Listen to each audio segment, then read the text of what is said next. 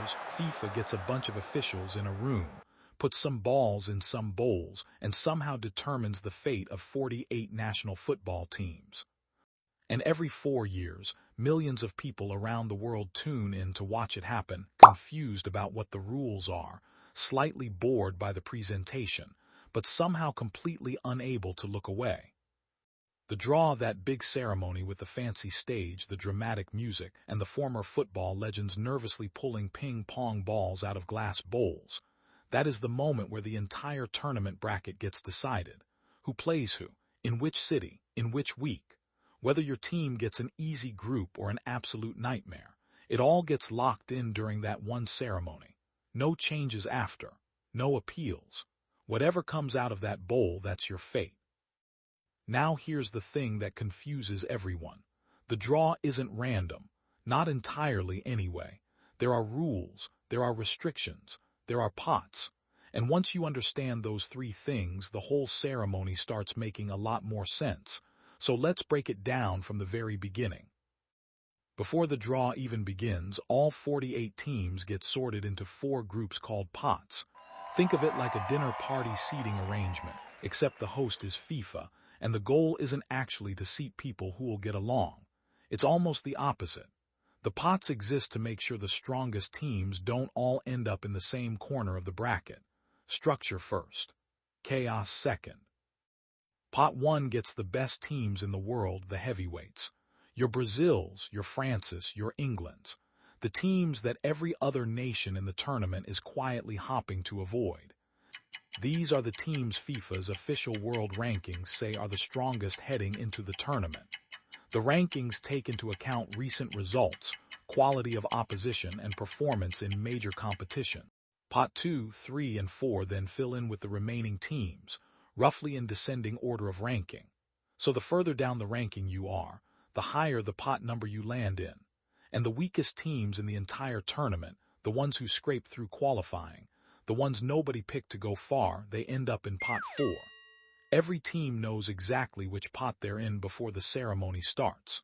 And trust me, nobody celebrates being announced as a pot 4 team. Here's how the actual draw works. During the ceremony, one ball gets pulled from each pot and placed into a group. So every group ends up with exactly one team from pot 1, one from pot 2, one from pot 3, and one from pot 4. That's your group of 4. That's who you're playing in the opening stage of the World Cup. Simple in theory, but here's where the restrictions come in. Because if the draw were completely random with no rules at all, you could theoretically end up with France, England, Spain, and Germany all in the exact same group. All 4 of them, fighting over 2 qualifying spots. That would be genuinely incredible television. 4 of the greatest football nations on earth eliminating each other before the quarterfinals even begin. But FIFA doesn't want that. So FIFA put a rule in place. No 2 teams from the same confederation can be drawn into the same group. A confederation is basically your regional football family. Then there's the host nation rule. The 2026 World Cup is being hosted jointly by the United States, Canada, and Mexico, which has literally never happened before, with 3 nations sharing hosting duties. Each of the 3 host nations gets placed as a group leader automatically, and they are guaranteed to be drawn into completely separate groups. You will not see the US and Mexico in the same group. Once the draw is complete, the group stage format is straightforward. Each group has 4 teams. Every team plays the other 3 teams in their group once, 3 games each. Now here's where it gets slightly more interesting than people expect. The top 2 teams from each of the 12 groups advance automatically. That's 24 teams straight through. But the tournament doesn't stop there. Of the 12 teams that finish third in their groups, the best 8 of them also advance. So finishing third isn't automatically a death sentence. And here's the part most casual viewers completely miss. The draw ceremony looks like a ceremonial formality, a bit of pageantry before the real football starts, but it is absolutely strategic. The moment a team's name gets placed into a group, every coaching staff in the world starts calculating. What's our path out of the group?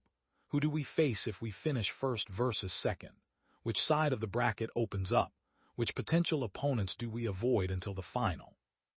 The draw doesn't just set the group stage, it sets the entire road to the trophy. So here's where we land. The World Cup draw is not random chaos. It's a structured lottery with clear rules designed to keep the tournament balanced, globally diverse, and dramatically unpredictable all at the same time. The pots rank the teams by strength. The draw mixes them together, and the restrictions make sure the whole thing doesn't collapse into a mess. The next time you sit down to watch the draw live, you won't just see names being pulled out of glass bowls on a fancy stage. You'll see the entire shape of the tournament being built in real time, group by group, team by team. And that honestly is worth watching. If this is the kind of content you enjoy, sports, systems, the stuff that happens before the actual game even starts, hit subscribe. We explain all of it. Simply. See you in the next one.